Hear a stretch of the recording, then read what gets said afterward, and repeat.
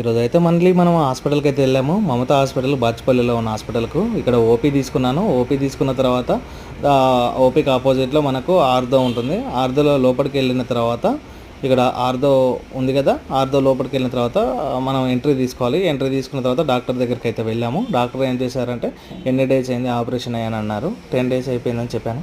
10 days అయిపోయింది కదా, dressing చేసేసుకోండి అని అన్నారు. సో మన కట్ అనేది ఇప్పుతారనుకున్నాను, కానీ ఇక్కడ మనకైతే ఇక్కడ ఈ మేడం అయితే ఫిల్ చేశారు. కూర్చున్నాను చూడండి, పాతదైతే ఇలా ఉంది మనకు. సో కూర్చున్నాను. సో చాలాసేపు వెయిట్ చేసిన తర్వాత డాక్టర్ వచ్చారు, రౌండ్స్కి వెళ్ళేసి వచ్చారు. తర్వాత మనకు డ్రెస్సింగ్ రాశారు. ఆ డ్రెస్సింగ్ తీసుకోవడానికి మనం అయితే మెడికల్ షాప్కి అయితే వెళ్ళాము.